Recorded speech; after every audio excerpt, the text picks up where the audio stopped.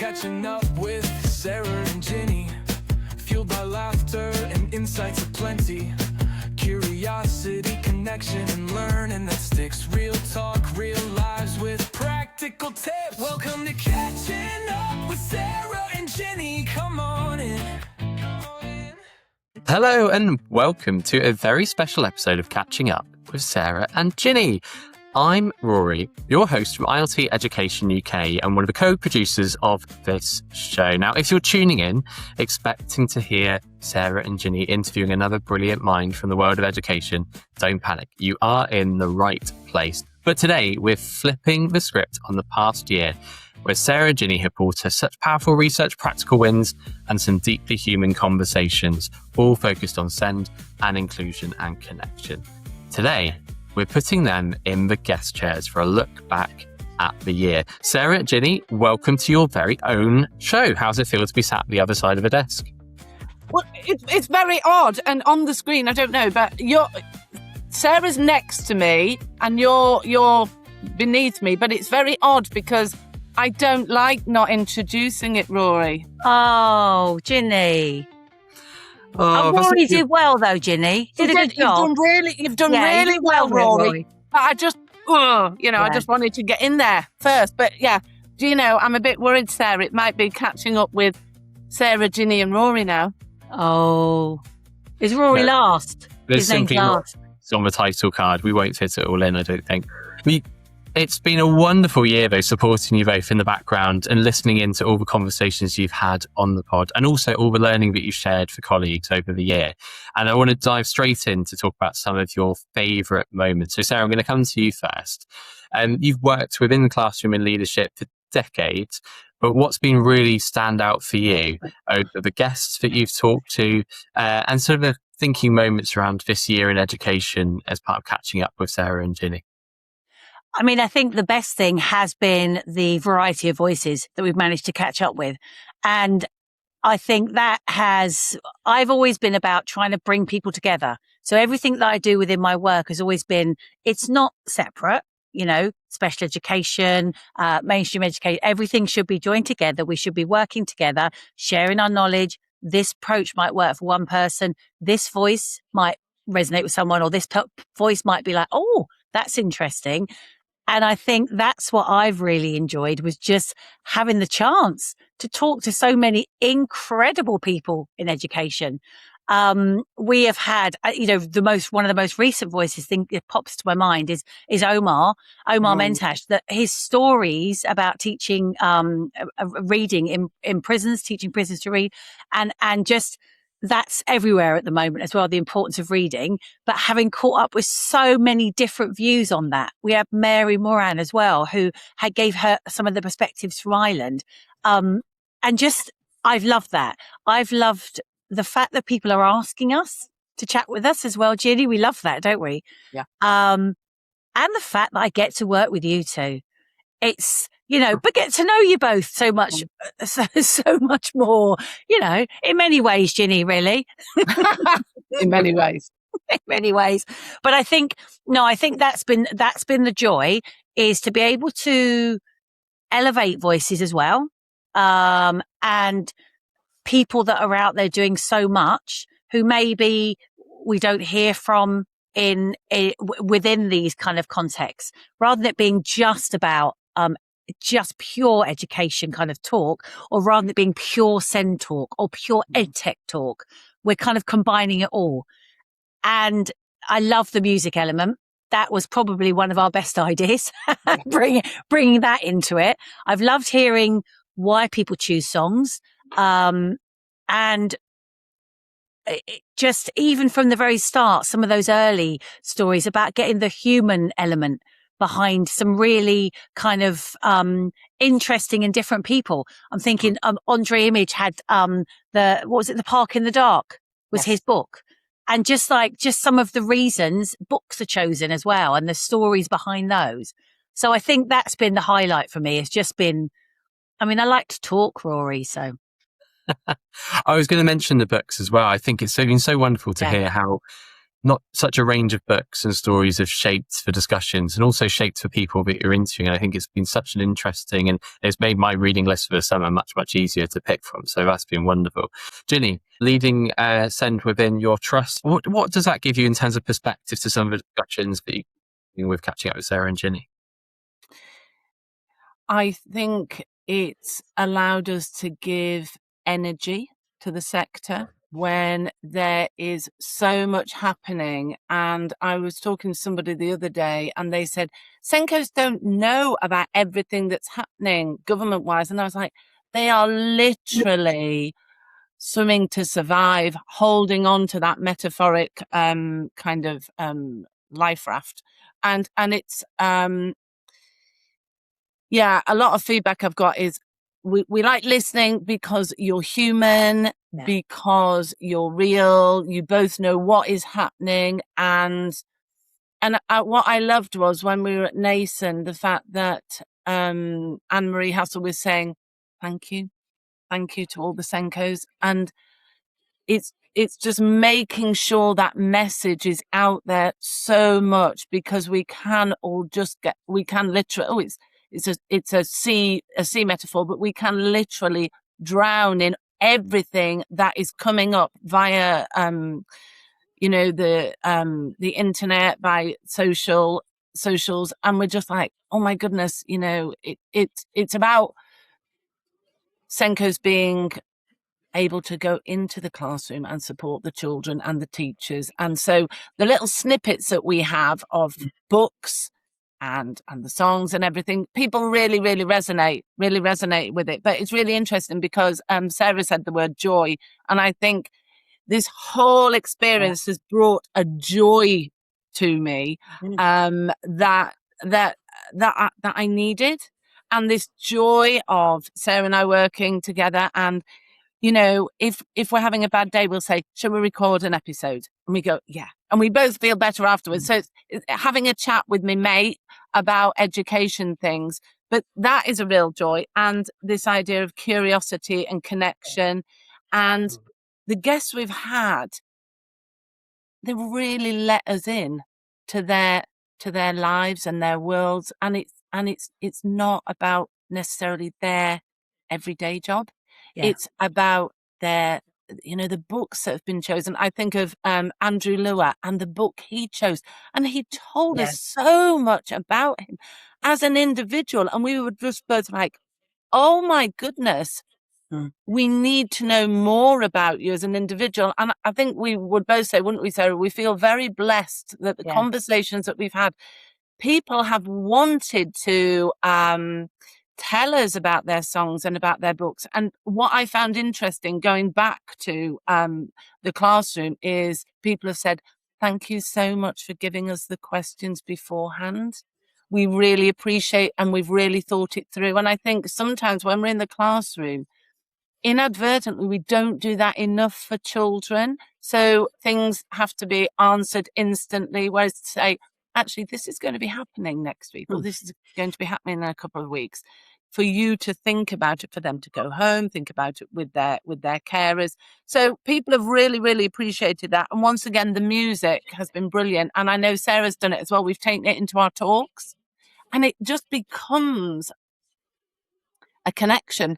Yeah. And people are typing in what their book is, and, we have it playing in the background, the Spotify playlist. And it's just, I think it's not quite giving people hope. That's a bit too much, but it's people going, okay. Yeah. Okay. That, there is a bit of calmness and joy within the world of education and SEN. And I thought, what a wonderful guest to finish with Rachel Higginson joining at the end of the summer term and reminding us of the importance of those human first approaches, even in a job which can be wall to wall, back to back, to remind us that actually there's a human at the centre of all this, and there's a human on both ends, but needs our time and needs to be seen, needs to be heard. So thank you so much for sharing that. And I think one thing that is so critical to us at ILT Education as well is bridging that gap between research, classroom practice, and making sure these are actionable things that we're providing, not pie in the sky ideas. So it's been wonderful to also have some guests from that space making kind of tech walk, kind of walk a talk. But also it's a really interesting space that we find ourselves in this year. I don't think any of us, when we kind of set off on this journey of a podcast, quite realized how much shift and change the sector was about to kind of go through, and transformations that actually many leaders will be spending their summers thinking about, and writing new policies and writing new plans. And Sarah, if I can come back to you, what do you think has been that shift that you felt this year, maybe particularly around your expertise in the space of literacy and technologies, and how can some of that thinking maybe be supporting leaders this summer and reshaping some of that thinking and policy work as they move into the new academic year? I mean, I think one of the big things again has been that opportunity to hear from, I think it's hearing the same message. Like we've spoken to Julia Clouter, we've talked about, we've talked to Claire Harrison, we've talked to so many different people and so many different people across. We've talked to Anna Marie, you were mentioning her then. We've talked to Beverly for around the TES show and coordinating all of those things. We've talked to Alex with the Schools and Academy show, and looking at actually the center point of all of these things is sharing knowledge. And so it's, actually, there's so much information out there. And I think from a literacy perspective, and specifically, thinking about the second book that I'm writing about teaching writing, I keep thinking it's kind of getting there to be edited. And then a new thing comes out. There was a great BET article around the importance of not just access, but actually, demonstrating how a learning's demonstrating what they know. And so actually it's coming back to that same central message all the time. What do your staff know? What do your team, what are they really confident in? And where are the gaps in terms of the real understanding about barriers to learning in the classroom? And I think that's like Rachel, as you mentioned there, had some wonderful discussions. Again, that's a little human in front of you, but also all of our staff, our teams are humans that we all need to feel motivated. We all need the confidence, but we need the knowledge.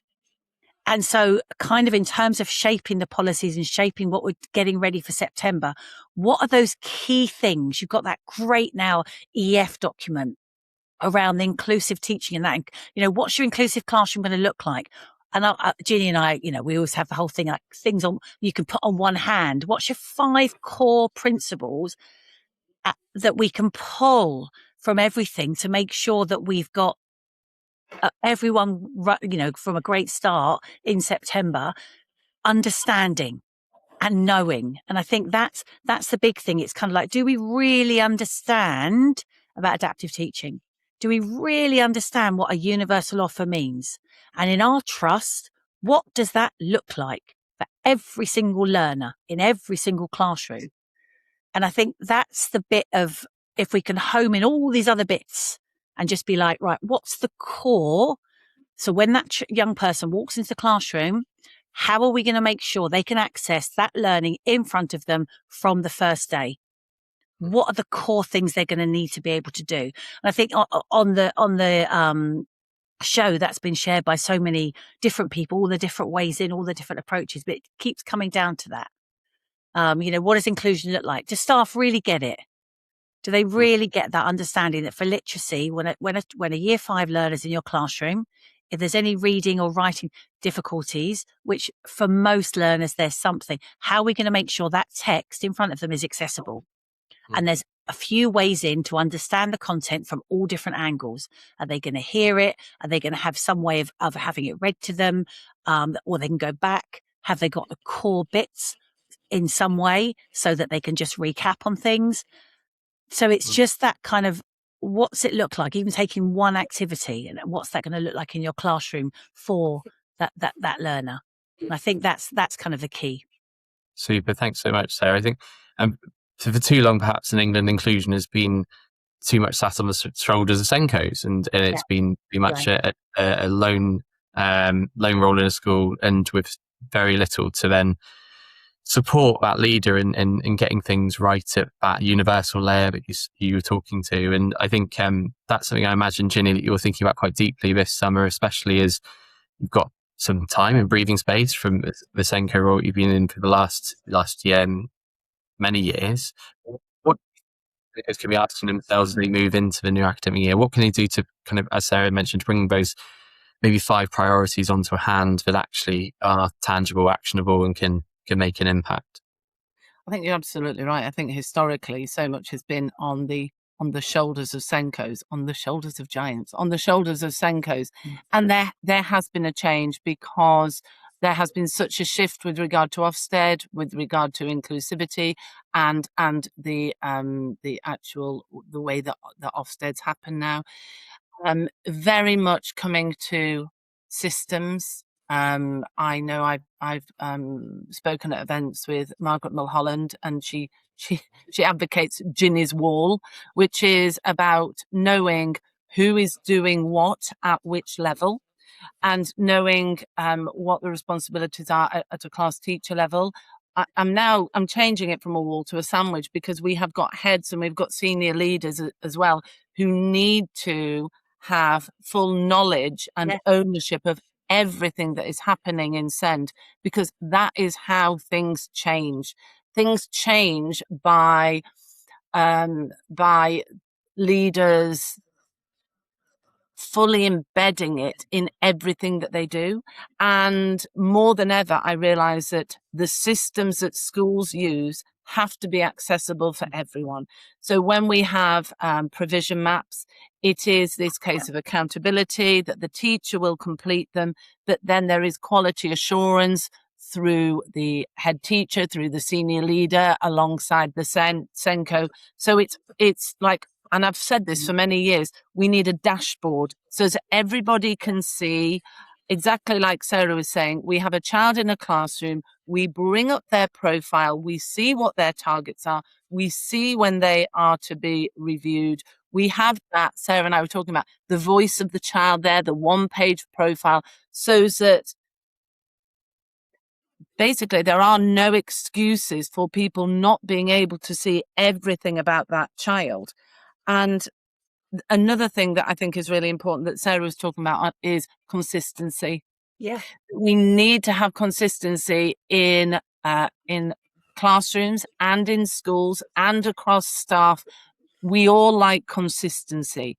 And where we have children who have got additional needs, consistency is key for them so that they thrive, because they know what is expected of them wherever they go. And I think that is that really needs to be at the core of everything. And I just thinking, sorry, Ginny, when you were saying that, I mean, God, I think about when I was a head teacher and that importance of having everyone understanding what that child's working on, but also understanding the barriers. And actually, we're still struggling with that.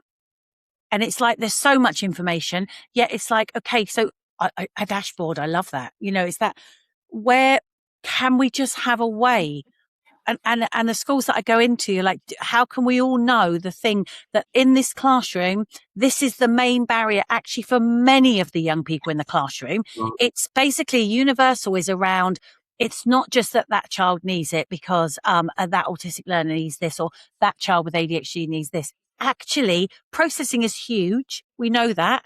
We know that a lot of children and young people are going to struggle across every classroom. So how can we put in every classroom, so when you walk through my school or in my trust, you can see the same approach, as you were saying, Ginny, the same consistent way that we ensure learners can understand the 3 key messages from that lesson. They do it at the start, they have it at the end, they've got the key vocabulary, they're doing it in the same way across the school. We all understand what the key vocabulary is and how that's taught. So when you've got those 5 things, these are the things, it's like, what are the key things that are going to help reduce barriers to learning for many young people? And then those key things that are needed. And I think also, if we have a system whereby we can look at a child's profile, but then we can also look at the profiles for all children and look at that data, like you're saying, Sarah, to go, actually, there is a need across the whole school or across the multi-academy trust for this particular area. This is what we need to focus on this year. Another thing, I am on my high horse, but it's really interesting talking to class teachers when they say, I've been talking to my colleague, and because of the demographics of our classes, we want to change classrooms, and there is still a barrier within schools. No, year 3 is in this classroom, and they have to be. Year 4 have to be in there, and you have got teachers advocating and explaining to say it would work better because of our cohorts if we swapped rooms. And I think, not for this academic year, but I think leaders really need to just listen more, listen to understand, and just have those conversations. In an ideal world, what would you like that may not cost very much money, but that would make things easier for everybody? I think we need that as well. I'm going to add one more thing there, Rory. I know we've got another question coming up. See, this is what happens when you're the host. Ginny, when we had one of our best moments, I have to say, Schools and Academy show with Findel and the furniture, and trying out all those different chairs. And actually, it's like, when you're saying that about the environment, there's so many other things that are thought about in terms of the sensory needs of the environment. Actually, practically, what is it like sitting in that classroom, trying to listen for however many hours a day, and looking at what is the experience of that young person who does have those barriers to learning, which is so many. What are the chairs like? What do things feel like? And we've talked lots, Ginny, haven't we, about invisible inclusion. Actually, the invisible inclusion could look like you've got an understanding of what it's like to be in that year 6 classroom, or in that year 1 classroom when they move, or year 2 when they start kind of moving into that more academic expectations. So really thinking of that pupil voice. Yeah. I'll hand back to you, Rory. Sorry. No, super things for colleagues to be thinking about across the summer. And I think what Ginny mentioned about systems and structures, how many schools would maybe echo that the system is speak to Versengo, and how unmanageable that could become when so much voice needs gathered. And also, actually, we don't need a conversation every time. Sometimes practitioners can be left to make very good choices if they have that information already known to them via the dashboards you were speaking about, Ginny, maybe via some of the staff voice you were just mentioning there. So how do we actually make sure there's space to not just get this knowledge into the head of the Versengo, but also to empower every staff across the school to make more informed decisions? I think it's a really, really kind of key takeaway for me. We'll return a little bit to the podcast, if that's okay. And regular listeners will know that there's a question of if Send were a song. And if you haven't caught up on the playlist, you can find that attached in the show notes. You can go and have a little listen over your summer break. But I'm going to flip this for the two of you today. And I'm going to ask, instead of if Send were a song, if your year with Catching Up with Sarah and Ginny were a song, what would it be? And I think I'll come to Sarah first. You see, my problem is I've got 2. So I have been sat here thinking, well, oh gosh, I've got the 2 the first one that came to mind, because I think it was one of the ones that, I think one of our first episodes we did, Ginny, actually. And I talked about, Unwritten, Natasha Bedingfield, because I think it's so important to, for people to understand, and for young people. I think one of the big things is that our children and young people in our classrooms feel the future's already been written, or things have already been written in terms of what they can and can't do. It is, I wish we could help all of those young people understand it can change in an instant. It can change tomorrow. When you go back in September, who knows what this year will bring? And that's the biggest, kind of most powerful thing. But also for staff, we have no idea, particularly with the shifting things that are happening within education and the landscape, but we have no idea the positives that are going to come out of all of this. Rather than we often focus on the negative, it's unwritten. That's the joys of being in the classroom.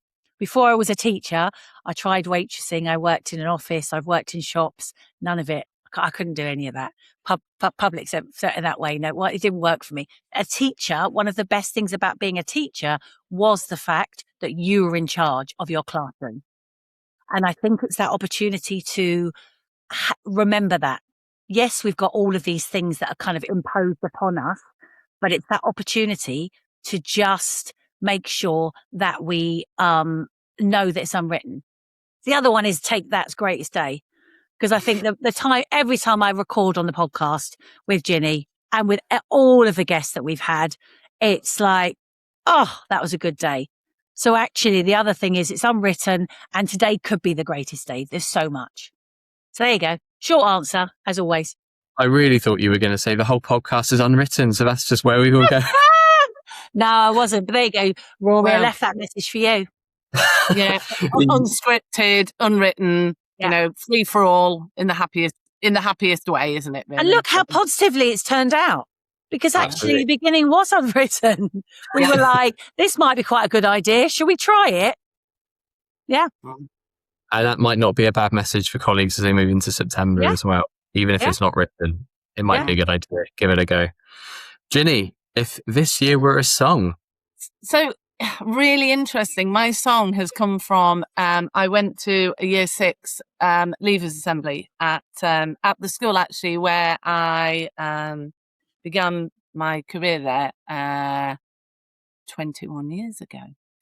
And I went to the leavers assembly and my son is 17, so I've missed out on this. But the song was Shakira, Try Everything. And it just because I put the words up, I messed up tonight, I lost another fight, lost to myself, but I'll just start again. Birds don't just fly, they fall down and get up. Nobody learns without getting it wrong. And this year has been such a learning curve for us all. I Yeah. mean, Rory, you have been, I think the word stalwart isn't even part of it. When we think, Sarah, with Mark Anderson, like, is this a microphone that I see before me? Yeah. We've had microphones, we've had things that have worked, we've had things that haven't worked. We've gone, right, how are we going to do it next time?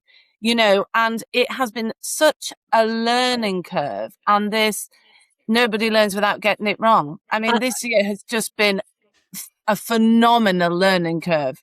I just suddenly thought then, Ginny, I remember for all the times the mic's going to go wrong, it's with Dr. Hilary Jones. Dr. Hilary Jones, if you're listening, we'd like to interview you again and get the sound sorted. Sorry, just thought you made me remember that moment as well, Ginny. Exactly. Yeah, and I think also, us three as a trio together, all our nusses together, we've all more than muddled through. I mean, Rory has been phenomenal because we can be a bit full on sometimes. I don't know what you're talking about, Ginny. And Do you an know? event, yeah, right. when Rory will go, shall we all just go and have a cuppa? Should we take 5 minutes? Just have 5 minutes quiet time, shall we? Yeah. But yeah, it's this idea that we need to bring more into school that I think is lost on the treadmill of results. Dare I say, the fact that we make mistakes, you make mistakes, and that is life. If something doesn't work out right, okay, right, Try again. let's see what we're going to do next time. And I also do think we have learned an awful lot. And I know people have learned an awful lot from the podcast as well, because it's rare that I get to a show now that people don't mention in passing something they took away from a guest or from yourselves. So I think that cannot go. And if I was to choose something related to the learning points that have been shared across the year, because it's very few places, but unfortunately colleagues and secondary, especially we know how time poor so many colleagues are in schools. We know this is where they come for conversations and learning often. So it's wonderful to be able to provide it in such a way that is both joyful and grounded and gives them a sense of both working together to achieve something better next year. I'm very conscious that we've spoken lots to the past, but not much looking ahead to the new year and what colleagues have got to look forward to in September as we return to school, and also what's coming up for you both. So perhaps we could start with that latter point. What are you really looking forward to as schools return in September, getting out to kind of conferences, shows, what's in the diaries and you're really looking forward to doing in September, October, November? Ginny, do you want to start? Yeah, well, I am really excited that Sarah and I, we're doing two things at the TS Show, we're guest hosting another podcast, Sen in 10. So we're going to be there. Come and see us, because we've got a little booth and we're going to be doing mini podcasts there. And I am just beyond, I don't know what beyond thrilled means, but the fact that Sarah and I are doing our first joint session together, an hour-long session on the Saturday. And I'm hoping, Sarah, it will be the first of many, and like a spin-off, but from the podcast, but actually more in depth of our everyday work, isn't it, Sarah? So I'm really, really looking forward to that.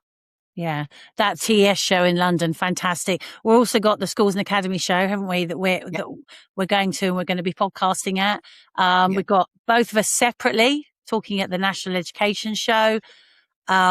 I mean, I'm looking forward to, I'm doing some great work, and actually we're both looking forward to a few exciting projects, Ginny, with different companies as well. I think there's quite a lot of work around invisible inclusion, and actually the things that we've talked about, particularly the 5 kind of thing. What are those 5 key priorities? I'm also heading to Jersey. I'm doing some great work at the schools over in Jersey, looking at the trust of schools over there and literacy. And basically inclusion through literacy, how inclusive literacy, how that should look. But I know we've got lots of great guests lined up. I've got so many people asking as well. Yeah, I know. That's another thing that I find, like we could never have envisaged, kind of the, as it were, the queue of people. The other thing that's exciting that's happening for me is that, I'm finishing my life coaching level 5 diploma, which brilliant. I am thrilled about, because that extends all the work that I do about connection, communication, and finding that bravery within you that I think we need more in education, to be able to voice how we feel, because I get a lot of Senkos who aren't brave, and I think we need to be a little bit braver to say what we think should be happening, because if we don't ask, then things can't change. Yeah, absolutely. I'm looking forward to finishing the book. I'm sure Claire Harrison is as well, on teaching writing. It's the longest writing ever. There you go. But that's just part of it. And I'm looking forward to recording more of these episodes, because there's so much that is happening, and I'm hoping that it will provide some joy, some light, and just that opportunity to kind of talk and problem solve things together. I think that's the key. That's the key that we want to keep doing. Yeah. And what I love is we were at a show not long ago, and Sarah and I do wear our brand colour often, don't we, Sarah? Yes, we do. And we were both, there we go. We were both in our fuchsia colour, stood next to each other, weren't we? And somebody came up and went, "Well, you two better be careful, because like kind of your colours are so similar, you nearly clash." And we were like, "Oh, we were born to clash." and I've loved that as well. The fact that I make the badges, and people love that. You've made badges, and then we have our mugs, and we have our colour, and it's just, that's actually been a real highlight, that when we go to events, when we see people come up and they literally tell us their favourite song, don't they, Sarah? Yeah. They come up and they want to interact and chat with us, which is what it's all about. Oh, that's like the hokey pokey. And Ginny, we're going to be judging our awards and part of the presentation at the House of Lords as well in December. That's very exciting. Yeah. Come on that. I mean, always an opportunity for a new frock. That's all I'm saying, Sarah. For a new pink frock. New pink frock. There you go, Rory. Wonderful. We'll look forward to seeing that on the Houses of Parliament socials very, very soon. But from my side, it's been wonderful to support you across this year and have a little personal preview of every show before it goes out. I think it's been absolutely the joy of my week as well. So thank you for sharing that with us at ILT Education. Thank you for bringing all yourselves to the podcast as well. I think that's just so refreshing that we get every piece of Sarah and Ginny with every interview. And it's so wonderful to look forward to your voices shaping some of the direction for the sector over the next few years, which will be, as usual, piece by piece, and much of it probably still unwritten as well. So thank you very much for spending a bit of time and letting me interrogate you both today. I hope colleagues spend a joyous summer catching up with some of the episodes you might have missed across the year, and of course with the playlist as well. You can find that in the show notes. But until next time, Sarah and Ginny, it's always a pleasure. Never sure. Hey. Thanks for joining us this time on Catching Up with Sarah and Ginny. Always a pleasure and never a chore.